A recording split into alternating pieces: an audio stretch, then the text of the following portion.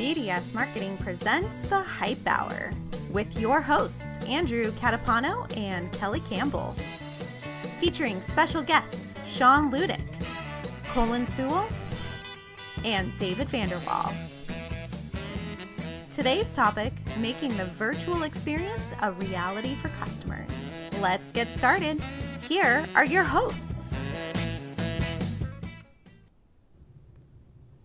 Hello. Very excited to be on. I think Andrew's audio is a little bit off right now, but mine is on, so that's a good sign. We are Sorry excited. about that. I was doing my TikTok dance. I was doing my TikTok dance and I forgot all about my microphone. There we go. We're in business. Good to see you, Kelly. How are you? I am good. How are you? We are a month into August, almost over. I can't believe it. Almost over. Can't believe it. Love to see you in the new studio. You look fabulous in the new studio, and we love to see it. So nice little Irvine feel we've got there. Kelly, awesome. What do we have today? Very excited. I am extremely excited about this topic today. We are talking all about AR, VR, virtual reality. If you don't know what those mean, augmented reality, just amazing technology that's out there today. I cannot wait to get into this with our guests. Very excited. We have some fantastic guests today. We sure do. Yeah. Hot ticket show. Do we charge for this show or still free? I think it's still free, but we might want to rethink that. Fantastic. Who do we have, Kelly? Well, we've got Colin Sewell, who is VP of Facebook Reality Labs now. So excited to have him on. We're going to talk to him about some really amazing things that Facebook is doing right now. And then David Vanderwaal, formerly SVP of Marketing at LG. Very excited to talk to him about VR, AR, and making it a reality at retail. So excited about that. And then, of course, we have Sean Ludick back to give us our insights. As usual, always does a great job. We're super excited to have him on to sort of set the scene for us. Well, Kelly, we've got an exciting show. We only have a half hour to get through it, so let's jump right back into it. And we'll jump into it, and we'll see you when we introduce Colin, correct? Yeah, that sounds good. Fantastic. See you in a little bit. Okay. Okay. Age of Aquarius.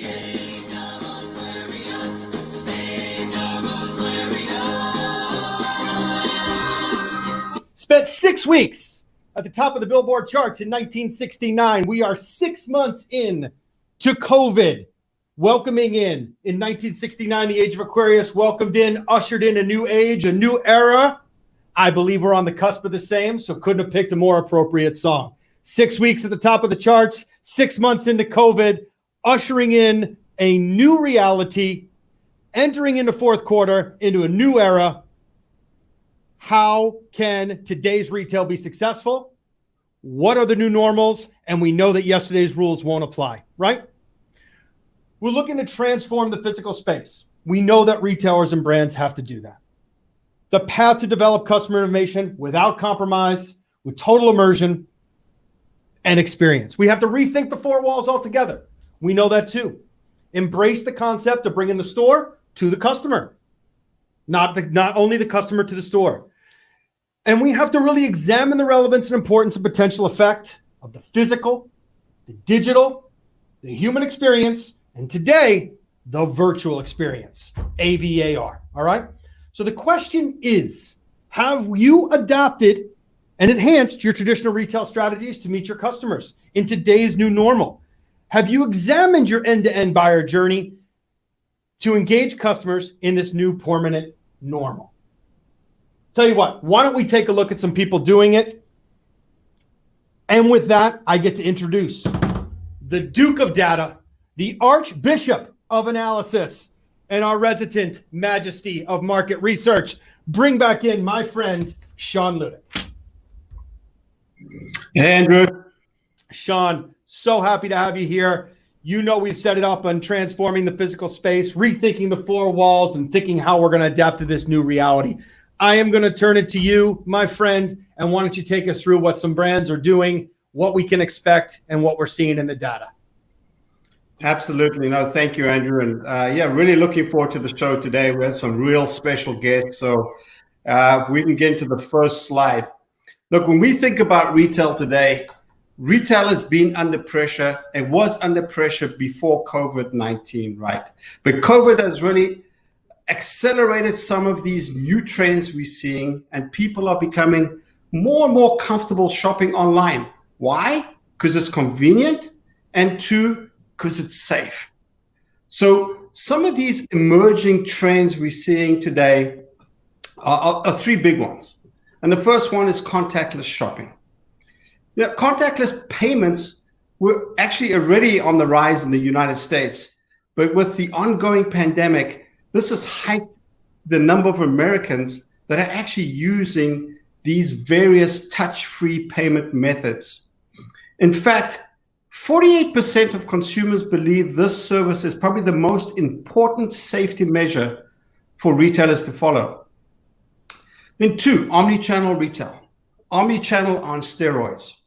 Look, a retailer's brand coverage, their social media presence, and the overall lifestyle affinity wins consumers, especially Gen Zers. Consumers are moving more and more towards this comfort of e-commerce. They're engaging with more ads, they're buying on newer platforms, and they're actually putting their money where a brand's personality shines. So we are seeing, and research has shown that companies that have a really robust omni-channel engagement strategy retain on average about 89% of their consumers, compared to about 33% of companies with weak omni-channel sort of customer engagement. So I think, and then in comes AR/VR, number three, one of the biggest trends we're seeing. And this AR/VR brings the in-store experience into homes of consumers, but more importantly, creates that emotional connection. Now, when they interact with a product, they want to feel connected to that brand. And we know that the two largest drawbacks of any online shopping is the inability to touch and try products. So AR/VR can provide customers with that unforgettable shopper experience, and they want to have it again and again and again.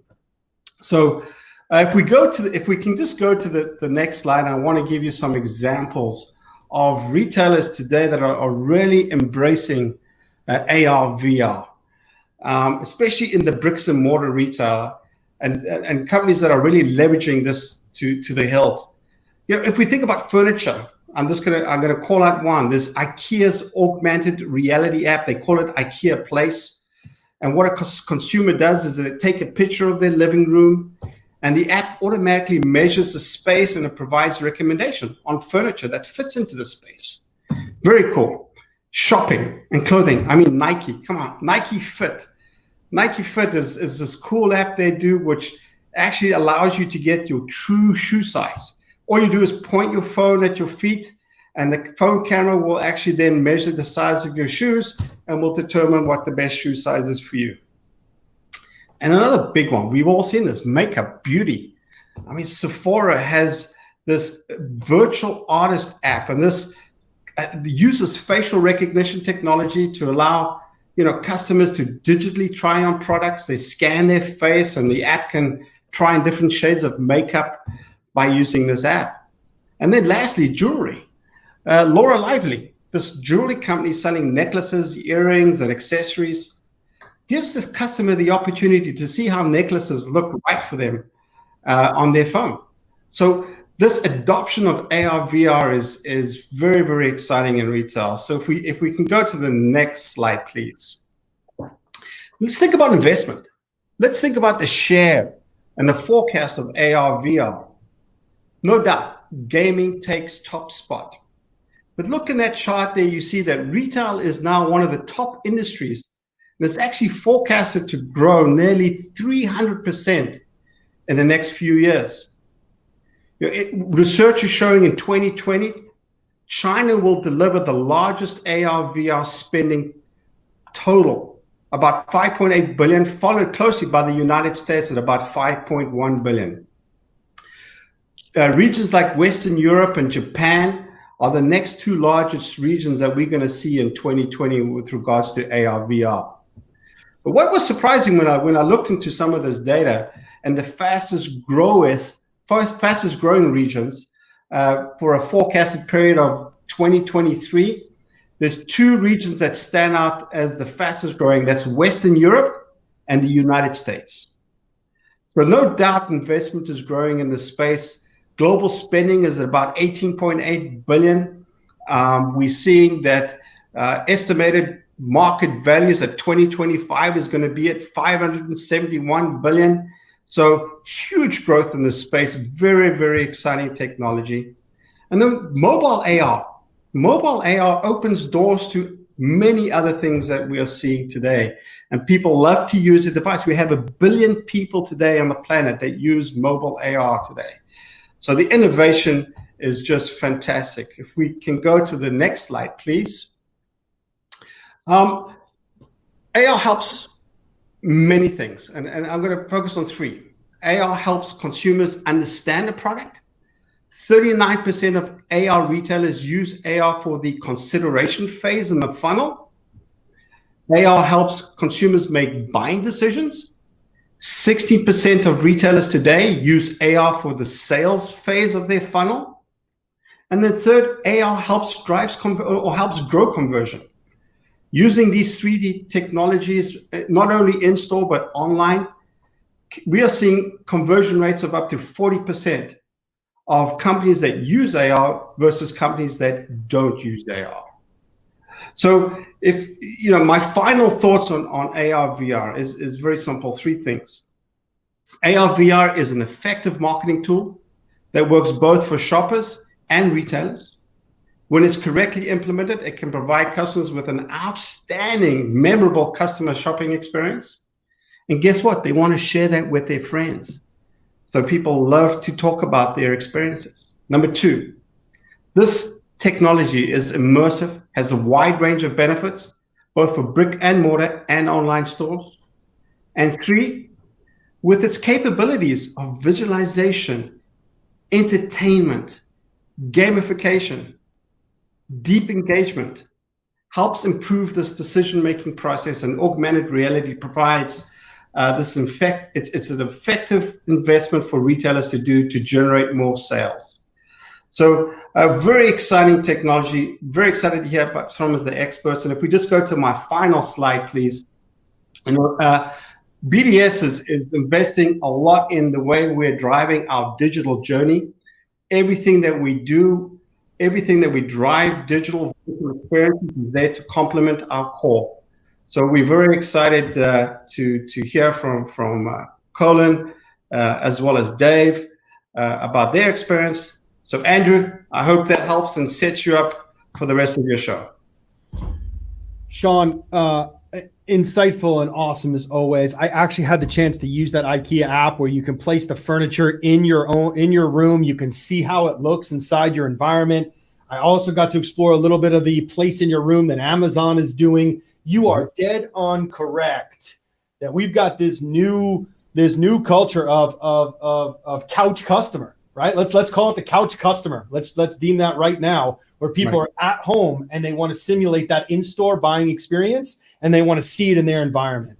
And I think that's really what I took from that is looking at all those people doing it well. If we don't embrace this couch customer and bringing that store experience to them through AR, VR, I think that's how we're going to see some success. Sean, outstanding. Thank you. Insightful as always. And I appreciate your time. You're welcome. Thank you. Wow. KC. I have my pen going. I have my pen going on the notes. That was amazing. I mean, I think that really sets us up for our next conversation. I can't wait to dive into this, knowing where we've been with AR and VR, and it's been quite a journey and quite a road in this technology space and trying to get it to the next level, right? So I can't wait to jump into our next conversation. I'm not going to lie, Kelly. Normally when you're interviewing, sometimes I do sneak away something and take a break. I'm glued for this one. If anybody can tell us, it's the next guest. Take it away, Kelly, and have some fun with it. So excited about this one. Colin Sewell from Facebook is here. He is the VP of Facebook Reality Labs, where he heads the company's efforts in growing their hardware business, along with so many new things, so many new technologies coming out of Facebook. Before Facebook, Colin was a VP of sales at HTC, where he helped establish Vive as a leader in the VR industry. So if you are familiar with VR, he's been all over this roadmap here of technology and in the VR industry. He spent most of his career in technology and gaming, which includes various sales and marketing roles, even at Microsoft. So I'm just super excited to bring him on to talk a little bit more about what Facebook is doing. So let's bring him on board. Welcome, Colin. Hey, Kelly, how are you? Good. Welcome on to the Hype Hour. We are so excited to talk to you a little bit more. How are you doing? Hi, I'm doing great. Full-time kindergarten teacher this week. Actually, first grade teacher this week. Oh, yeah, and my daughter's in a Mandarin school, so and I don't speak Mandarin, so that's fun. No. Yeah, that can be quite a challenge, right? If only we had something that could translate as we're going through stuff. I'm sure that'll happen at some point in the near future, but that's quite a challenge for sure. Write that down. Yes. Yeah. Absolutely. Right. Next product. Awesome. Well, I'm really stoked to have you on. I just want to dive right in. And I didn't even know that Facebook had a team working in VR until recently. So tell us about leading this team and, what goes on in this area that's just so different from the rest of the company. Yeah, I mean, we've been working on augmented reality, virtual reality, telepresence, a lot of different technologies, over the past few years. I mean, we made the acquisition of Oculus, and but we've kind of kept it, as Oculus. But what we've really done is now taken all of the different efforts that we've been doing to create the next computing platform and kind of put those into one division called Facebook Reality Labs. And so we're working on lots of future tech, and then taking that future tech and then trying to commercialize it and make our lives better. If you look at Facebook, the mission of Facebook is to connect people together, right? Yeah. It's actually not different from the mission of Facebook Reality Labs, which is to then take that connection and create an emotional connection. So have you heard, Sean talking about creating emotional connections for shoppers? We want to create an emotional connection for our users, despite where their atoms lie. So it's really, a problem of physics that we're trying to solve. So how do you and I, feel emotionally connected, metaphysically connected in the same spot, regardless of where our physical atoms are? And that's the problem that we're taking on, which is a big challenge. But, especially in these times, people want to feel connected, right? Yeah. Oh, definitely. I mean, I think we all feel that, right? We crave that connection. I know we've said it before. It's so important to today's environment where we are having to be socially distant. We can't be in the same room always. We can't see our family. We can't see our friends.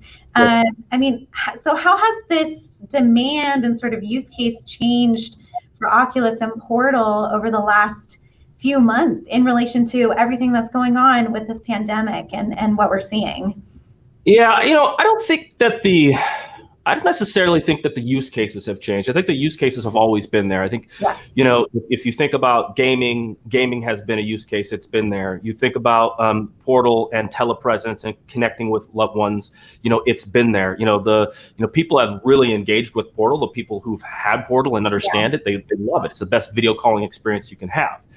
What's happened though is that COVID has shifted that demand curve out. Right. So instead of kind of moving along that demand curve of price and supply, we've actually really shifted out and said, okay, we have now a product market fit. People love the product, right? And now more people realize that they need that product, right? And so that's really what we've seen is kind of the shift in this demand curve out, and then people now getting the network effect of now people using it in their social ways, particularly Portal. Now other people using it and understanding, that it's the best experience that they can have. I think people are looking to, again, stay emotionally connected, and VR is a way to put people in the same spot. So, I don't necessarily think it's a shift in use cases, because use cases are still evolving, but it is definitely a shift in demand. Yeah. Oh, for sure. And I'm sure you personally have used these products to like be able to connect with people in a variety of different ways. And like you said, the use case hasn't changed, but it's just evolved to becoming more of a need in our everyday life, right? Anything that you can share from like a personal experience that you've even encountered with this type of technology? Yeah, I'm gonna tell you, like, there's a couple. My daughter lived in Seattle up until very recently, and I lived in Menlo Park. And so, she's 6 years old at the time. And have you ever had to have a conversation with a 6-year-old on the phone? Oh, yeah. Maybe it doesn't work, right? Exactly. And even if you were FaceTiming, right, they look at the phone, it's all over the place. They put the phone down, it's not there. And so, before we launched, I got a dog food unit and sent one to my daughter for Portal. And we had our first conversation on Portal was an hour long with a 6-year-old. Right. Wow. And it's because, we had it in her room. She could walk around her room. She was doing like cartwheels. She was like showing me her gymnastics routine. Right. And then like, hey, let's have a tea party. So we had a tea party. Right. So she's just doing everything naturally, but we're interacting as if we're in the same room. And so for me, that was super impactful, and that it truly helped me keep a connection to my daughter when, during those times, if you can't be on the phone, then, you kind of drift apart. So that was really impactful for me. Now, that's a good, I think, example everybody can get around, knowing that, what FaceTime and other video calling technologies can do. That just is a much more robust video calling technology. Another one on the VR side is that my HRBP, her son had brain cancer. Oh, wow. And and it was benign. They were able to operate and get everything out. So it was awesome. He's made a full recovery. But during the process, they used, and I think they went to Stanford. Yeah, went to Stanford Medical, and they used VR to show him his brain and what was in his brain. And so he could virtually see, okay, here's what this looks like in your brain. Here's where it's at. Here's what we're going to do to really remove a lot of the angst for him and for them around what was going to happen. And I think that, things like that have a tremendous amount of impact on the world, right? And so there's so many use cases for VR and how it can be impactful. But I'd say those are really two good ones that come to mind. Yeah, I mean, speaking of Oculus, it just seems like there's so many opportunities for this brand and product. And, we've seen obviously for personal things like that, but then also in the B2B world and in that space, various trainings, kind of getting everybody into the same space, even if it's virtual, right? And then, of course, I heard a little bit about this NBA partnership. I would love to just hear a little bit more about what you're most excited about with this product. Yeah, that's why you said the NBA. I love NBA. I wish we could still go to games. I wish we still had the Sonics. So that's RIP. So I had to adopt team. But not being able to go to NBA games sucks. But being able to see it in VR is amazing. It's almost like you're in the game, which is fantastic. So that one's fun, and I'm sure there are many other examples of being able to do something in person like that. But I think that those consumer side things are great. But I think that the mass adoption of VR will happen because you use it to be productive first. You use it at work. So similar as how the PC, came from work into home, which is the opposite of kind of where you saw the, kind of the iPhone phenomenon or iPad phenomenon where you used it at home and then moved to commercialization of IT, right? Or consumerization, right? So I think that we'll see it definitely in your jobs or things like that. So some of those, examples, a lot of them are around training right now. I think productivity and co-location will be really important, but right now, the most thing where you can see the most impact is in training. And we have, Walmart has put, a significant amount of resources into driving trainings for their associates within VR. And they train millions of people, driven costs down for their training and put lots of people through VR. And so I think that people having the experience with technology there will then, demystify it, so to speak, for them, and then they'll start to bring it into their homes and their personal lives. Awesome. I mean, so what's interesting is we actually have a question from the audience that came in during this while we were talking. The question is, what is the most impactful VR experience you've encountered? Do you think it could be, like, what is that for you? Where do you think it could go? Yeah, I mean, I said earlier, around, the medical fields is phenomenal. There was a study done with training new physicians around putting in an artificial knee. And, they went through and trained a new set of physicians on this procedure for an artificial knee in VR and then without VR. And they did some control and experimental groups. And they found that the people that did it in VR were more retentive of the information. They could do it almost twice as fast as the people who didn't. So just being able to learn and do that is tremendous, right? It's absolutely tremendous. That's awesome. So cool. And then, I know there's so many awesome products in the lineup. I want to sort of dive into, obviously, the Quest and, not having those wires. I think when I first tried it out, I was like, oh my gosh, what do I do? I don't know what I'm doing. Yeah. But like removing that was such a huge step. Is there anything that you can sort of publicly share about what's next for VR, in this space? You're trying to get me to go, aren't you? You're trying to get me to go there. You're trying. I'll that one in there. Trying to get me in trouble. I can tell. The second I say something, they're going to be all over me. My PR team.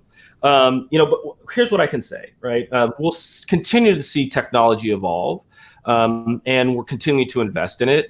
If you see you talk about the wires, right? When VR first came, you had wires, you had external sensors, you had a PC. So it was this really complicated, very complicated setup. So it really was then for enthusiasts, and it was really hard to break out of kind of the, not even early adopters, like innovators, right? Yeah. If you think about the technology adoption curve, right? And then I think that as we're able to remove those sensors, have inside-out tracking, and remove the wires, remove the PC, then it's like, okay, cool. So I can get rid of these things. But when we did that, it wasn't a full six DOF experience, 6 degrees of freedom. It was 3 degrees, right? Yeah. And so with Quest, we're able to combine 6 degrees of freedom, no wires, no PC, and have almost PC-like performance. Fantastic, right? Wow. Right. And so now we've kind of moved into that early adopter phase. Now what I think it's going to take to jump the chasm, right, is we're going to have to see increased resolution. We're going to have to see price still come down. If you look at what was the other barriers to entry was not just the technical setup, but then also the content, right? And then the immersion. So, you'll see us to continue to invest in content. That's important. Have great experiences, because great experiences will drive adoption of the hardware. So, that's about as deep as I can get, but you'll see us continue.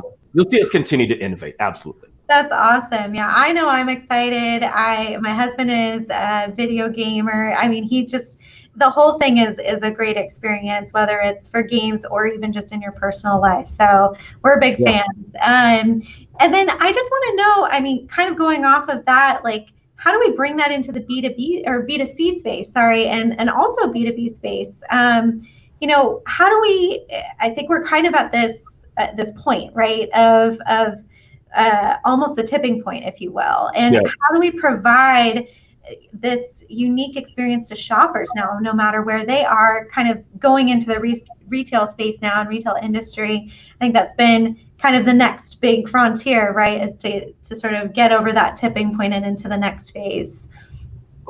Yeah, I think, we'll need to ensure that, as the VR platforms grow, more people have access to it, that should bring developers into the ecosystem who are really focusing on different niches. I do think that retail is one where we can absolutely disrupt retail through VR experiences. I think what we're seeing now is AR experiences first, right? And being able to try on glasses, so to speak, or try clothes on, or things like that, or being able to shop from home in a certain way, so I don't have to go and actually physically touch the product. I think what will be important for brands is to figure out how do they intercept the shopper with this technology from the time that they order to then pick up, and are there opportunities for you to intercept the shopper within that journey? I spend lots of my time now doing click and collect. I actually like it better. I was full on only Amazon, and then once I discovered like click and collect from these different retailers, I'm full on click and collect for everything. Yeah. So it's actually it's actually changed my shopper journey. I would assume that others will follow there. Oh, yeah. But when you do that and you move away from pure online shopping and you move to this model that's a hybrid click and collect model, then brands have to figure out, gosh, where do I intercept the shopper now? I don't intercept them in store because they're getting it curbside. Can I intercept the shopper while they're picking up in some way? So it's like those type of innovations. I don't know what it means. I don't know how we do it, but it's something that I'm thinking about on a daily basis. Yeah, I think a lot of other brands and just people in general are trying to figure out, like, what is that next step for everybody?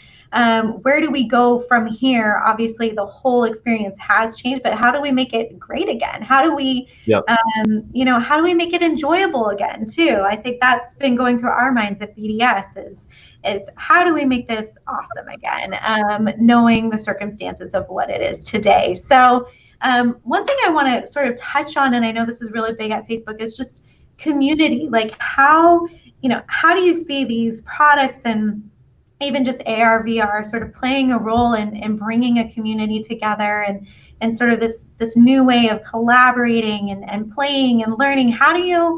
How does Facebook envision doing that? Or, even for yourself and your team, where do we go with this? Yeah, like I said earlier, being able to create an emotional connection despite your physical distance, that's huge. So the more immersive that we can be within that, the better. But there are all these different use cases. I think collaboration, quite honestly, will be the thing that like really gets people there. Collaboration at work. So if I'm in a virtual conference room and I have other people on my team in that virtual conference room, we learn not only through through the words that we speak, but we also learn through our actions and our body language. But then we also learn kinesthetically by doing things, right? So writing or having a whiteboard or things like that. So you need all of those things to communicate effectively with people. And so I think that being able to bring collaboration in the workplace and get people to be able to use all three of those modalities when they're communicating, I think that's what sticks. And I think that's what really gets people in there. If you talk about playing games, yes, games are great, but I think games are just a tip of the iceberg, right? Yeah. It's these other things that are transformative in the way that we live our lives. And I truly believe that we'll get there. I think so too. It kind of brings us one final question from the audience that I thought was really interesting, especially because you mentioned, you're back to school with your daughter. What opportunity do you see for AR and VR in school systems and higher education? Do you have any thoughts, like especially being now at home and, where do you think there are some opportunities? Yeah.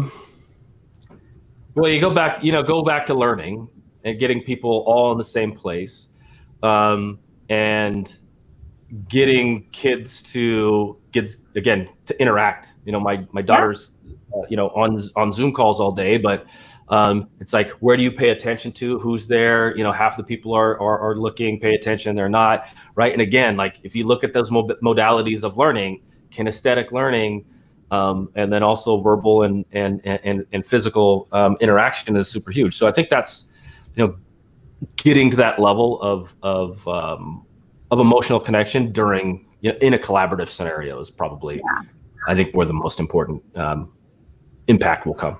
Yeah, I think that's been a question on a lot of parents' minds, obviously, of late, and trying to help their own kids sort of get the feel of school without actually being there physically, right? How do you keep that attention? So I appreciate those insights. It's awesome. That's all I have for today. We had some amazing questions, and oh my gosh, Colin, these insights are awesome. Really appreciate you hopping on board, and I'm sure we're going to see some amazing things coming out of Facebook really soon. And I can't wait. It'll be exciting. Great. Thank you. Thanks for having me on. Thanks, Colin. That was awesome. Unbelievable. Yeah. I tell you, Colin said a lot of great things. I mean, some takeaways I wrote down is he's exactly right. Developer content will push the hardware, but connection, that creates the most memorable experiences. We can keep focused on understanding that's what it is, a tool for connection, right? And the more we can embrace that, that's when it will come to full fruition. And I'm telling you, I guarantee you, watch out. Facebook's, what they're going to come up with for the shopper journey, for the engagement process, for the experiences. I know he's probably got all kinds of PR people around him telling him what he can and can't say, but watch out. I guarantee it. Great things to come, and what an outstanding interview, and a heck of a guy. I got a chance to get to bring this whole process. Heck of a guy. Yeah, very cool. Well, I know we're excited to bring on our next guest to even talk about some more around this idea of bringing AR and VR to retail. So you want to take it away? I do. Life's Good with Dave Vanderwaal. Let's do it. Dave Vanderwaal coming up next is an experienced marketer with 20 years of consumer brand marketing, shopper marketing, and category management. He's most recently Senior Vice President of Marketing for LG Electronics in North America. Hands down my favorite television, where he was responsible for marketing activities in all of LG B2C business units, home appliances, consumer electronics, mobile communications. I'm excited. It says we're excited, but I'm excited to get his take on VR, AR, and how to make this technology more accessible and mainstream for today's shoppers. I think, though, I will probably let the expert talk more about that. Get into the hive. Welcome, Dave Vanderwaal. How are you, sir? I am great, Andrew. Thank you for that very, very high-level introduction. I'm feeling good. I'm ready to talk about the new normal at retail, and certainly the technologies that can be used to make what is the new normal, really, at retail. Well, seeing as you are wearing the hat, which are remembrance of COVID, I'm going off script. 30 seconds in, Dave, because did I learn that your daughter won America's Got Talent and you have another daughter going to the Savannah Art Institute, or what's going on in the Vanderwaal household? Oh, okay. I like that. I can be a shameless, plug for my younger daughter, Grace, who won America's Got Talent at 12. And now is 16 years old, has done an incredible amount of things, more in 4 years than most of us do in an entire lifetime. And she's off now at an art academy with normal teenagers around her, which is going to be really good for her. She also was a star in a Disney streaming film, one of the first original films they made called Stargirl. And Grace was the lead actress in that movie as well. So check her out there. And SCAD Dad, that's Savannah College Art and Design, and that is where my older daughter, Olivia, will be going to this fall, COVID permitting. Papa. Okay. Now, I don't know if you can hear me in the back. We need to book her. We need to book those two next. Dave, I'm not going to say you don't have a lot to say, but like very exciting young people. So congrats, and I'm sure you're proud, Papa, but let's get into it. Yeah. David, first question. Things are starting to normalize a bit, right? We're coming out of the innovation fog. Now we've gone through complete digital transformation. Everyone already knows the term new reality, new normal. How do you think that the customer shopping habits are going to continue to change? Sure, Andrew. Put up the slide if you could, the first slide, at a very high macro level. We know that the consolidation of retail is already happening. It's going to continue to happen as the economy continues to sputter. Certainly from the retailer perspective, although I was on the manufacturer side for most of my career, on the retailer side, things like BOPUS and direct to consumer, that's going to accelerate. If it wasn't already, now COVID is really going to accelerate that to another level. And at the brand level, it's really understanding that brands are going to have to change. Everything that we knew and learned and what was working has to be reevaluated at this point. And lastly, the consumer itself, like you said, an amazing amount of new behaviors that are going to come out of this. Go on to the next slide if you could, Andrew. It really comes down to the upheaval has caused all this change, this volatility, this uncertainty, this ambiguity, and consumers are pretty scared, and they're very scared of retail. So that's going to lead, of course, to more online shopping, already the advantage of convenience of the online. But at the same time, they are looking for a way to have a different retail experience. And I think that's the real challenge for all of us. And yes, I know the main topic today is AR and VR, but it really is broader than that. It's recalibrating everything about the retail experience for this new consumer. And that's the challenge.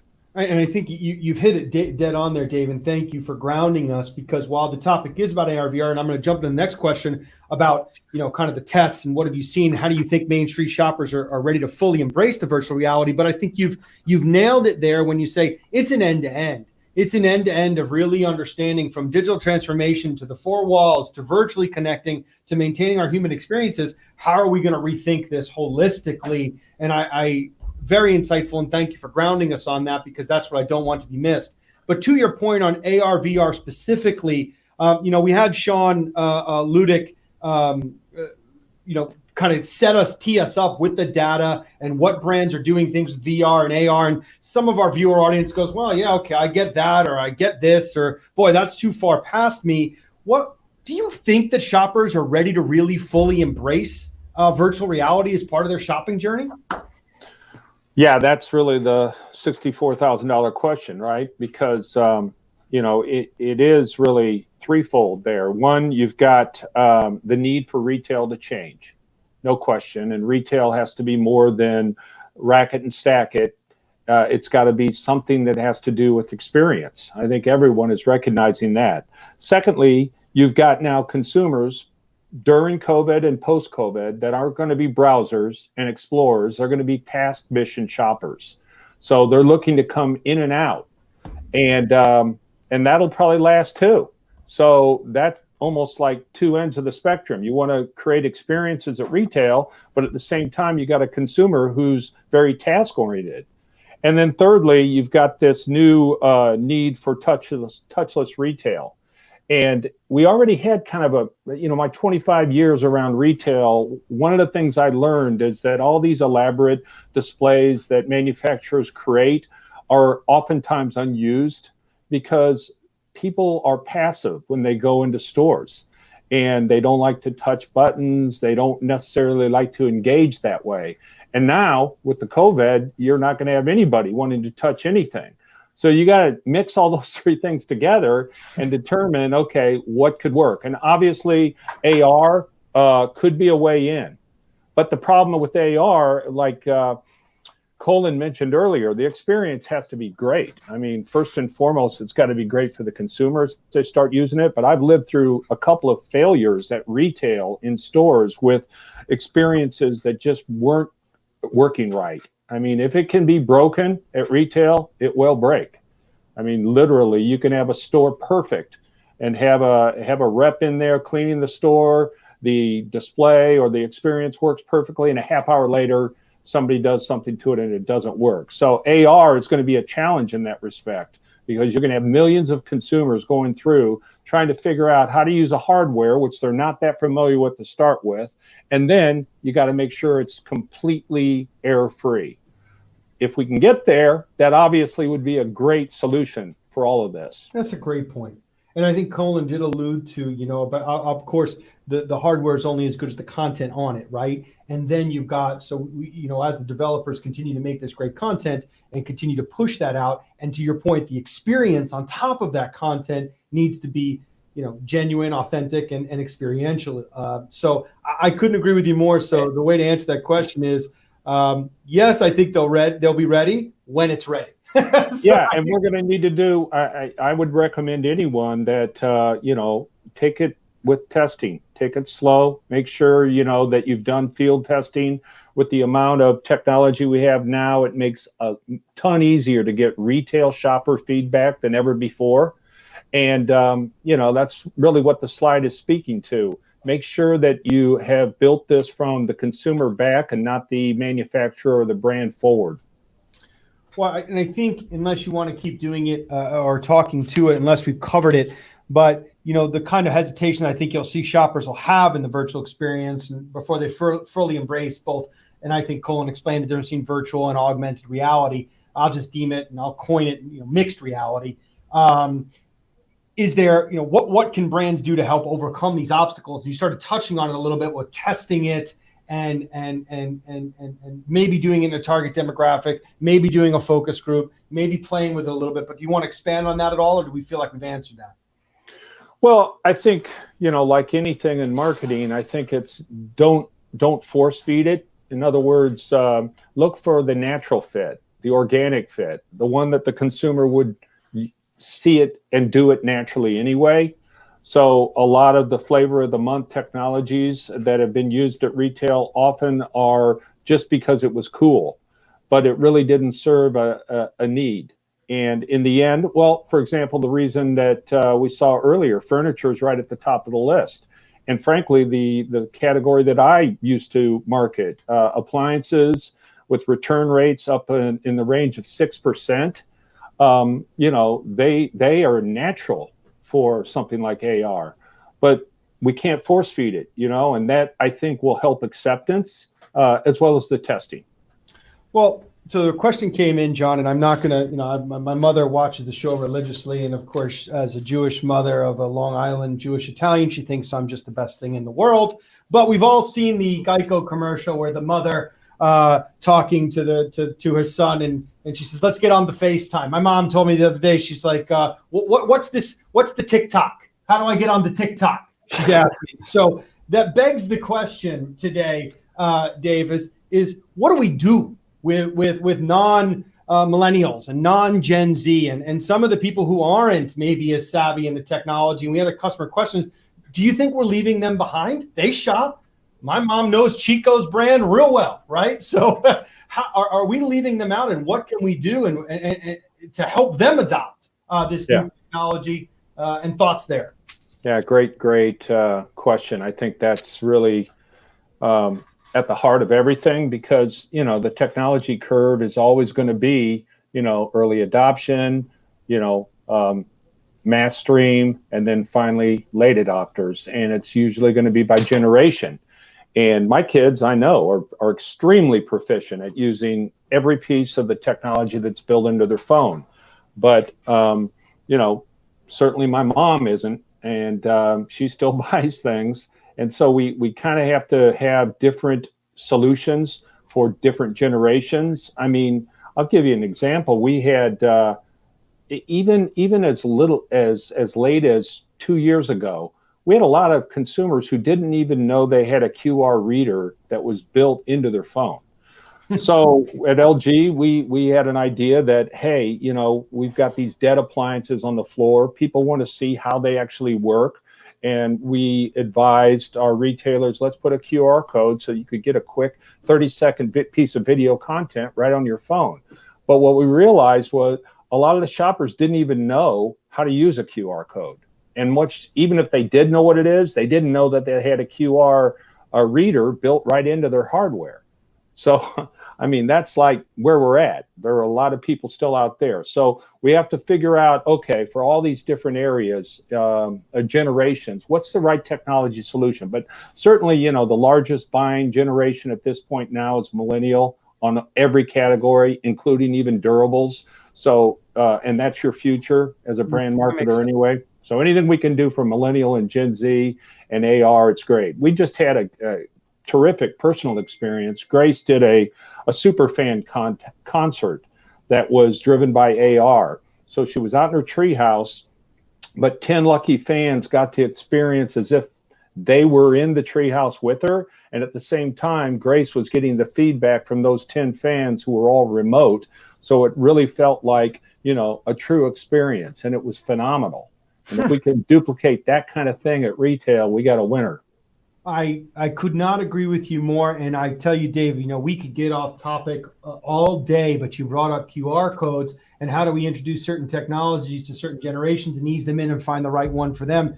You are dead on the money. And for some of our viewer audiences here, let's just tell them, because you went through that point. The QR code is now native to the operating system on both the Android and iPhone devices, right? It is embedded in the camera app, and it's a point and click situation. Before, which is why we're seeing the resurgence of the QR code technology, because before you had to download the app and no one wanted to do that. But now both versions of the phone open your camera, point at a QR code, you got content. Yeah. You got experience. But there it is. I mean, you just nailed it. That is a fact. But yet there's many people that don't even know that. And now we're expecting them to figure out, some kind of augmented reality. But again, I think, for the right people who are a little bit more tech forward, especially with like appliances, I mean, it's a natural. There's a business reason to do it. There's a consumer reason to do it. Let me see how this appliance will fit into my kitchen. Do I have the right width? Do I have the right specs to make it happen? There's all kinds of great opportunity there. Unbelievable. You're exactly right. Shifting back, because Dave, I feel like I got to meet you in the intro of this show and stuff, and I'm just enjoying talking to you. I'm forgetting the camera's here, and I got to get myself back on track, because I could sit here both being in this, you a veteran in this world, me finding my way through it as the SVP of marketing. I'm telling you, I could sit here and talk to you all day. But to get us back on track on the AR VR, to stand out at retail, in opinion, let's just get to it. What's the golden ticket? Like, do you feel there is one? And do you feel like if there's one thing you want our viewers to leave with about AR VR at retail, what is it? Oh boy, I'd probably go back to something I said earlier. Make sure you've got it working error-free. I lived the 3D experience on television at several of our retailers, which I won't mention, but it was a disaster. We were trying to demonstrate the capabilities of 3D TV at retail, and across the board, every manufacturer, every retail, it was a botch. And so my number one recommendation would be, make sure this thing is retail proof, and just test it. And I do want to remind my viewers of something you said, because Dave, I'm not sure if that was in the script or whatever. Use the right technology for the right demographic. I think that to me is a key point too, and one of my favorite takeaways of what you said. So I'm going to end it here with one more question, Dave, because of all your experience, all your knowledge, and all your know-how. And I'm telling you, I feel like the young Jedi here learning from the master. But I will tell you that retail has changed. We know we're in a new normal. We know we've seen some amazing things, and you've been part of some amazing things with a household brand, right?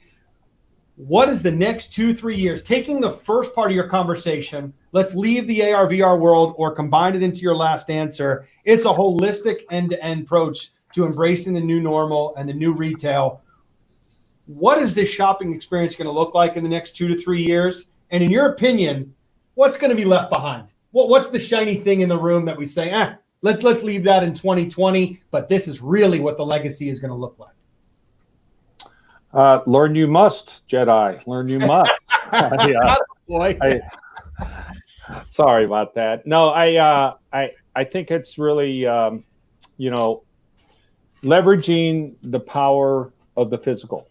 And I think Colin said it earlier. I mean, we crave physical connection as a human being. And although we've come a long ways virtually, and we continue to advance technologies that make that closer and closer, there are still things that cannot substitute for something physical, particularly in considered purchases where the risk is high, both in terms of currency and in terms of social, like a durable, something that costs more than $500. So, I think our manufacturers and our retailers have to come together to really reinvent retail and take advantage of the one thing that the Amazons of the world cannot do, and that is have experiences. And the experiences, could be varied, but the rack it, stack it, convenience, let's say, of brick and mortar is just getting left behind. I could not agree with you more, Dave. You've been amazing to talk with through this. I believe that now I understand, connection, being vested in a brand, and understanding that experience drives the customer decision-making process. And what are we going to do in this new normal to augment, replicate the in-store, support the physical four walls, and what are you going to do to adapt to that? That's the legacy that we're going to take into 2021, and I could not have said it better. Mr. Vanderwaal, thank you so much for your time. Now I'm going to go home and watch the Star Wars original trilogy because that's what I'm going to do for the rest of my day. Thank you for getting me in the mood for that. And it was an absolute pleasure with your time today, and I hope we can have you sometime back on the Hype Hour. Thanks. Okay, Dave. Andrew. Thank you, everybody. See ya. Miss Campbell, I don't know. I don't know who had the better guess, but we'll call it a draw. They were phenomenal today. I didn't know we were competing. That's awesome. I mean, such great insights.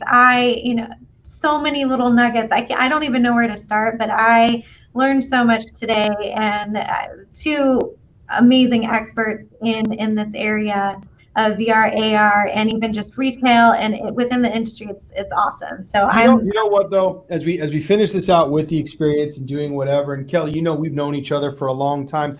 I will tell you, part of doing this show is what you guys just saw. The authenticity. We get to do this, but I would have never have spent as much time with a Colin. I would have never been able to do that with a Dave, right? That experience that I just had, and that experience we were able to bring to you, that I'm sorry we can't be here physically, we can't touch each other, but part of the Hype Hour and part of what BDS is trying to do in this show is bring that experience to you that you could not have had anywhere else. And I'm thankful that if there's ever a silver lining on this COVID, that's it. That's the ability to make these connections and to bring this media that we never could have done before. And I'm just thankful. I'm thankful, even though I got to wear this. It's worth it to meet two fine individuals like that. I think it's great. You make such a valid point. It's all about connection. We've said it before. We'll say it again. Everybody wants to feel that connection. So even though we're not all in the same space right here, we're doing it virtually. I mean, this is essentially what it is, right? We have our community here on the Hype Hour. It's just been awesome. It's been a great show. So I hope everybody really enjoyed it. Of course, if you are interested in learning more about this space and even talking more with some of our experts about how we can, reinvent retail and redefine it together as one community of experts, we're all ears here. So would love to, just ping us, follow us on our social media platforms, anywhere you want to connect with us. Feel free to send us a message. And I love doing this. And in this final minute that we've got here, Kelly, I just want to remind everybody, listen, it's been a tough 6 months. It has been challenging in a lot of ways. Colin even mentioned he's trying to, as he does all of his awesome duties at Facebook, he's now, trying to figure out how to teach school at home, right? And David, I'm sure, is dealing with a lot of those issues. I've got a 2-year-old son at home. No longer can I have a caregiver to help because my wife is too concerned about what will happen. So there is a reality. We like sharing this, but I want to tell everybody, we're Americans. We're resilient. We're humans. We're going to get through it. And as Winston Churchill said, one of my favorite quotes, when you feel yourself going through hell, just keep going. All right? It will end, and we love to be a bright spot in your day. And with that, I'm going to end it with this.